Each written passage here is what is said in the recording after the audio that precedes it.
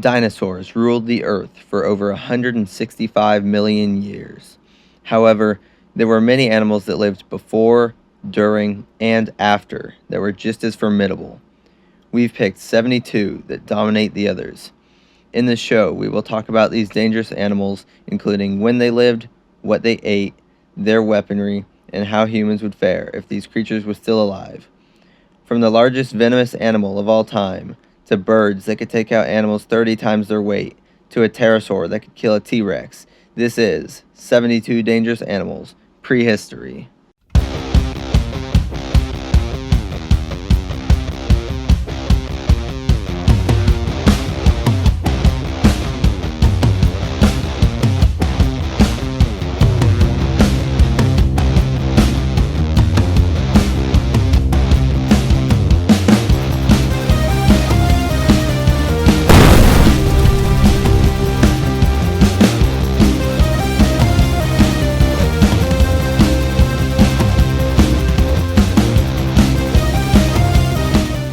Deinosuchus grew up to 40 to 45 feet long and weighed up to 20,000 pounds.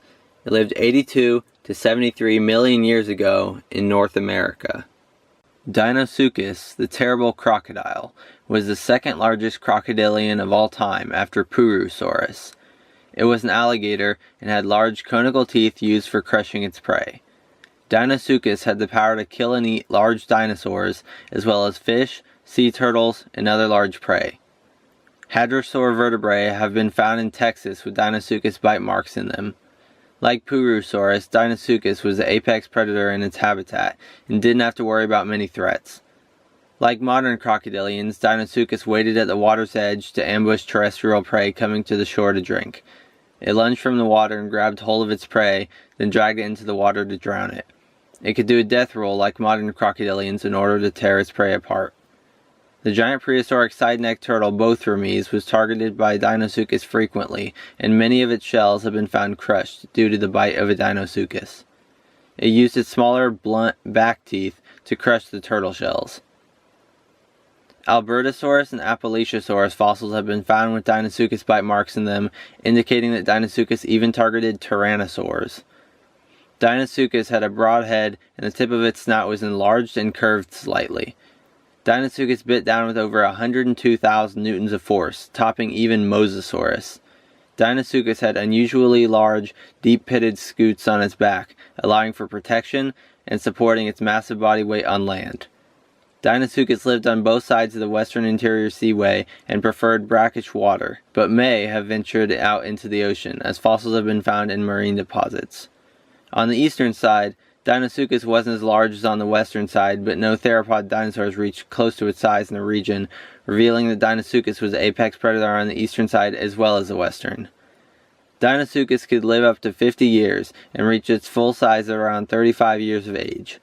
This is drastically different than most dinosaurs, as they usually lived short lives and reached adulthood fairly quickly. An adult Deinosuchus would have watched multiple generations of dinosaurs live out their lives and die.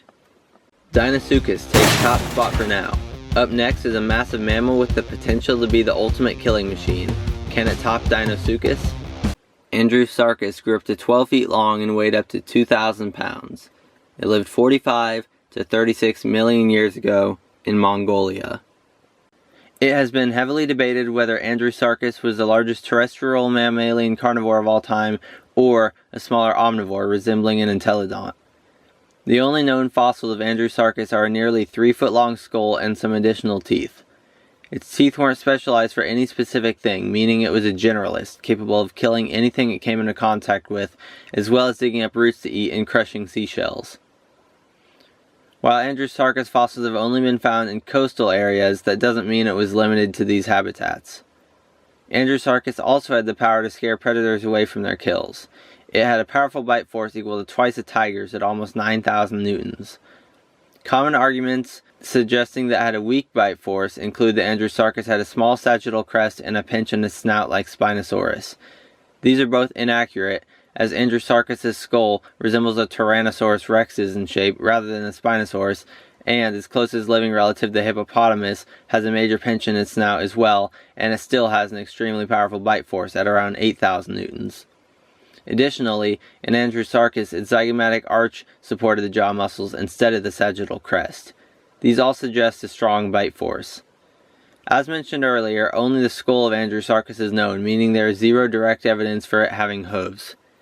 The entire size and shape of the animal is unknown, but it is assumed that Andrewsarchus somewhat resembled the entelodons such as Daeodon. A sad argument I've seen is that a grizzly bear would beat Andrewsarchus in a fight. When I asked AI who would win, it even said grizzly bear, then afterwards proceeded to say that it wasn't programmed to write violent answers. Let me just drop this image here. A healthy Andrewsarchus would destroy a grizzly bear in a fight under any circumstances. Additionally, I know I'm not the only one when I say that Jurassic World Alive completely ruined Andrewsarchus. Just because hippos are its closest living relatives doesn't mean that it looked anything like them. It is much more closely related to the entelodons than the hippos that it's separated by tens of million years from. Jurassic World Alive gave the Andrewsarchus columnar legs resembling a hippo or elephant. However, there is a 0% chance its legs looked anything like that. Whether it looked nearly identical to Daeodon in size and appearance, or looked more like an Amphision, either way it would not have looked like it does in that game. Regardless of whether Andrewsarchus was a true killing machine or an omnivore feeding on plants some of the time, it definitely had the power to take out a human. Its 33-inch skull would chomp you in half and rip you apart with ease. Andrewsarchus is no match for Deinosuchus. It takes second place. Incoming, an eel-like primitive shark that was more successful than any other creature to ever live. Orthocanthus grew up to 10 feet long and weighed up to 100 pounds. It lived 407 to 225 million years ago in North America and Europe. Orthocanthus was one of the most successful animals of all time. While humans have been around for only about 200,000 years, Orthocanthus survived for 182 million years before finally dying off. Orthocanthus was equipped with a large vertical spine behind its head used to deter predators, such as Hyneria, Rhizodus, and large amphibian tetrapods from eating it. This shark had a body plan resembling an eel. This was an adaptation for surviving in fresh water. Its short fins allowed Orthocanthus to swim through the swamps it called home without getting caught in submerged debris, even in shallow water. Orthocanthus was cannibalistic, with adults targeting and eating juveniles. Orthocanthus was also sexually dimorphic, with females being larger than males. Fun fact, Orthocanthus coprolites have a unique shape due to the shark's corkscrew-shaped rectum. As for attacks on humans, Orthocanthus could play its part. Modern sharks approaching 10 feet long have attacked people many times in shallow water off of beaches. Modern sharks this size target human feet and legs in shallow water more frequently than other body parts due to the fact that the shark mistakes your legs as small fish, whereas if you are fully submerged in water or floating at the surface you appear much larger to the shark than if it just sees several inches of your legs standing in the water. Orthocanthus may avoid attacking a human if it sees you are very large compared to it, or it may willingly attack a diver and kill them. People only survive modern shark attacks because a shark bites, throws up, and swims off. Most sharks don't like the taste of humans. Oceanic whitetips, however, target humans when boats sink. Several thousand people have been killed and eaten by oceanic whitetips in World War I and II alone. If sharks wanted to kill you, there would be no survivors. If the shark returned after the first bite to finish the job, that would be the end of you. Every attack from a medium to large-sized shark would result in death. They have the weaponry to destroy us extremely easily, but choose not to, because they're not used to eating us. Would you rather eat one of your favorite foods at a restaurant or try something new that you end up not liking? The shark picks the obvious choice. Now, assuming Orthocanthus wants to kill you, it definitely has the power. Its bite is big enough to sever a human leg or arm and just barely too small to bite your body in half. A bite anywhere in your body is already potentially fatal like all shark attacks, but this time it's determined to finish you off to get a meal, and anyone who comes to save you dies as well. A lifeguard jumps into the water and swims out to you, but it's too late. The Orthocanthus bit off your legs and already started devouring chunks of your body. The lifeguard grabs a hold of you to try and take your body back to the shore.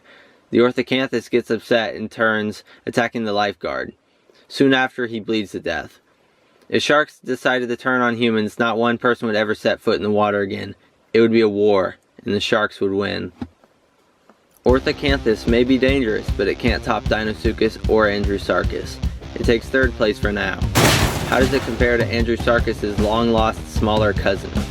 Entelodon grew up to 10 feet long and weighed up to 2,000 pounds. It lived 37 to 28 million years ago in Europe and Asia. Entelodon was the third largest entelodont of all time after Daeodon and Paraentelodon. Its skull measured up to 31 inches, only 2 less than Andrewsarchus. Entelodon had a bite force around 8,000 newtons. It was capable of crushing bones and eating entire carcasses. The wide cheekbones of the skull supported attachment for lots of muscle, as well as giving rival entelodons a harder time biting down on each other's skulls. Entelodon had small, extremely primitive brains, suggesting Entelodon weren't capable of reasoning and led their whole life through instinct. Over short distances, Entelodon was capable of running extremely fast, but it couldn't run very fast for long. Entelodon had all 4 types of teeth: incisors, canines, premolars, and molars. This means that it was an omnivore. Entelodon's incisors pointed forward, allowing them to grip a chunk of meat or bone and detach it from a carcass. Rhino, camel, and Chilicotherium bones have been found with bite marks from Entelodon, revealing its predatory nature. Entelodon was built for power. For their size, Entelodon were the heaviest mammals in their habitat. They would win a fight against any herbivore or predator they came into contact with. They also had forward-facing eyes, a feature mostly characterized by predators. However, some herbivores also have this feature. This allowed for depth perception and more efficient hunting. They took out their prey by knocking it over, then biting the neck or head to kill it. Entelodon had a great sense of smell and used it to detect carcasses to feed on. When it reached its desired carcass, Entelodon would scare off the other creatures feeding and claim the kill as its own. Entelodon was a fierce creature. It was extremely lethal and would have been very efficient at taking out humans. Deinosuchus still holds on to first and Andrewsarchus second, but Entelodon pushes Orthocanthus down to fourth. Up next, the prehistoric fish with a buzzsaw protruding from its lower jaw. Helicoprion grew up to 26 feet long and weighed up to 9,000 pounds. It lived 290 to 270 million years ago in North America, Europe, Asia, and Australia.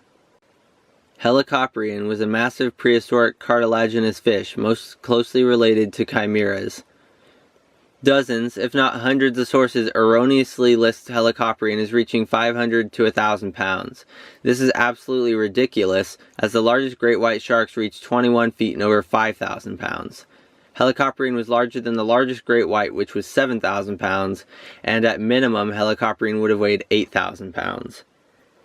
Helicoprion is famous for the tooth whorls that it possessed in its lower jaw. The largest teeth in the whorls could reach over 4 inches long. These whorls were an adaptation that allowed Helicoprion to feed on cephalopods. In fact, the Helicoprion tooth whorls we have preserved show little to no wear, meaning Helicoprion only ate soft-bodied organisms. Helicoprion was a eugenodont. Helicoprion, like other eugenodonts, had triangular pectoral fins, a single dorsal fin without a spike, no pelvic or anal fins, a keel alongside the body, and a tail with equal-length lobes. Helicoprion used rapid, forceful closures of its mouth to push prey further into its mouth and saw it in half. Helicoprion bit down with a force of nearly 2,400 newtons. Though Helicoprion was capable of cutting up and killing vertebrates with its sharp teeth and powerful jaws, it did not. It was strictly a cephalopod eater. Bigger is not always better in the case of Helicoprion. Even though it could kill you, it wouldn't have. Swimming with Helicoprion would be like swimming with a basking shark. Granted, basking sharks have killed multiple people, 5 to be exact, of whaling ships targeting basking sharks. The harpoon basking shark took out multiple boats with its tail, drowning 3 and killing 2 outright from blows of its tail. There were only 2 survivors, one lucky man and the shark. Helicoprion takes 5th place. Up next, our second killer crocodile for this episode. Sarcosuchus grew up to 31 feet long and weighed up to 9,500 pounds. It lived 133 to 112 million years ago in Africa and Brazil. Up until the late 2010s, it was thought that Sarcosuchus was one of the largest crocodilians, rivaling even Purosaurus. Some ignorant people still believe that Sarcosuchus is some massive crocodilian that surpasses Purosaurus in size. In reality, it was 10 feet shorter than originally proposed, and not even half the weight of the second largest crocodilian of all time, Deinosuchus. Sarcosuchus was still a very large crocodile, however. It bit down with 80,000 newtons of force. Young Sarcosuchus started out with thin snouts like modern gharials, but as they aged, their snouts thickened. The tip of Sarcosuchus' upper jaw was much longer than his bottom jaw, resulting in an overbite.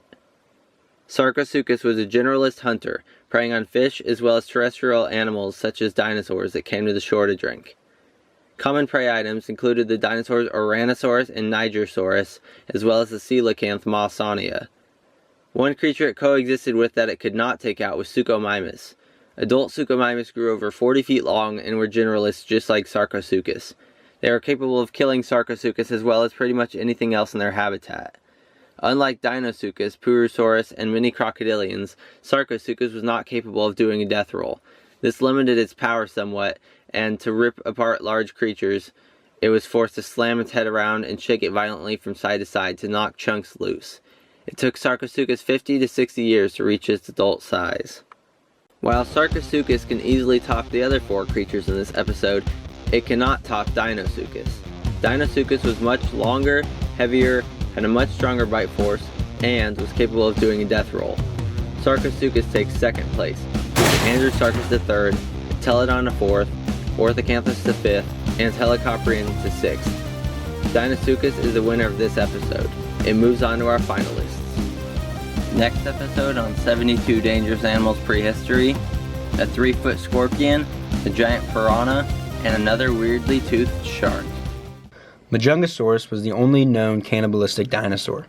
Numerous Majungasaurus bones have been found with bite marks identical to their own species. In each episode, we will rank the creatures from 1 to 6 on a scale of how potentially dangerous these creatures would be to humans, and the winner of each episode will showdown with the other 11 finalists in the season finale to decide on which prehistoric creature was the ultimate human killing machine.